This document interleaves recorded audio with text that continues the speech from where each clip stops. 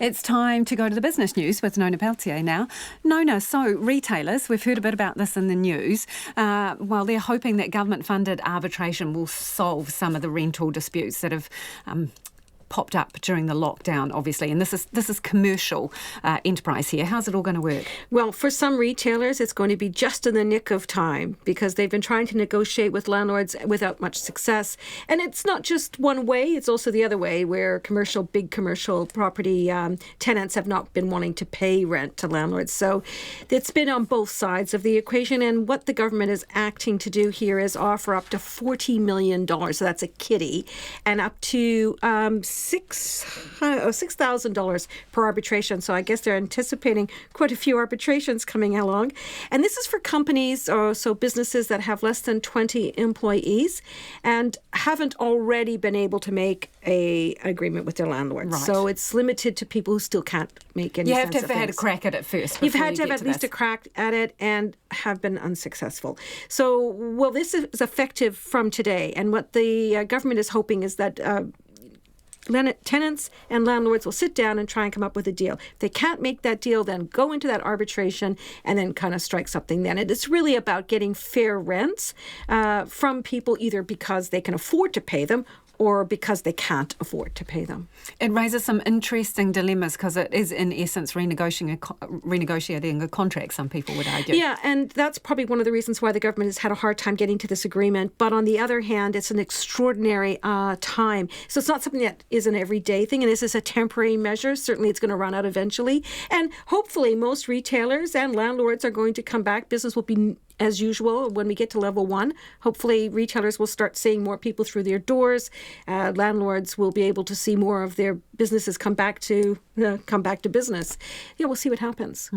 And staying on the topic of property, really, Precinct Properties is going ahead with this construction of a large office building in the capital. Now, this is super interesting because a lot of businesses are saying that workers are not coming back into the city, that they're working from home. So why are they prepared to kind of give it a nudge anyway? Well, Precinct Properties is a big commercial property development company. They have major investment in Bowen campus where this new development will take place. That's just adjacent to the Beehive. So you would think, gee, maybe why are they expecting government workers to come back? Well, actually, they're not. They've made deals with private enterprise, EY, which is a business consultancy accounting firm, maybe better known as Ernst & Young for some of our listeners, and Fujitsu, which is a equipment and service company providing services for business. Now, they're going to account for almost more than 70% of this office tower's leasable rental space. So they don't really have to find very much more to fill it all up. And the chief executive of Precinct Properties says they're already in talks with quite a few new tenants, and they're pretty much private enterprise that are going to fill this building. So they're saying, look, Wellington has very strong demand for good quality office space, and they're happy to build Tower 1. They're already working on Tower 2, which is the second phase of this development, and talking to potential tenants. And when I asked, they said that Auckland, where they're building developments in Wynyard Quarter and finishing up Commercial Bay, with that to be opening just very soon. That's the retail and the office tower, which I think is the tallest office building in New Zealand, right on the waterfront there at the bottom of Queen Street. They're saying that's it for now. They're not going to be building in Auckland until they can get some committed tenants. And at this stage, obviously, don't have any. So they're definitely focusing on Wellington. Interesting. And what else has been going on the markets today? Yeah, okay. So incredible day on the market again. So we've risen 1% today, just about 1%, 105 points up to 11,223. Now, that's a level we haven't seen since that March 23rd announcement that we were moving to lockdown, which really sent the market into a deep dive. That's a third up on that point. That's like 33% up. Is it people getting deals, looking for deals? Probably more a fear factor of missing out on a deal. Right. Because it's not across the board. The rally isn't all the companies that are listed on the market. They're pick and choosing what they like. They're liking companies with export earning potential.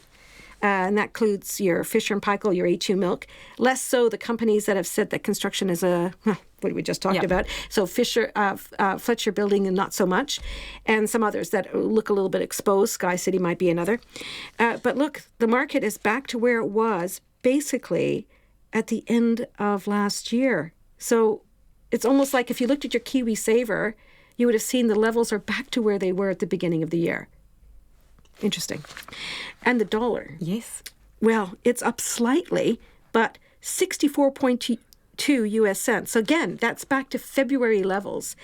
Now, that's not so good for exporters, mind you, but just a tad under 93 cents Australian, 51.2 British pence. So when we do get to travel again, it'll be good for tourists. People will be watching the Aussie dollar in preparation for the bubble. Thanks, Nona. That's Nona Peltier with our business numbers and news.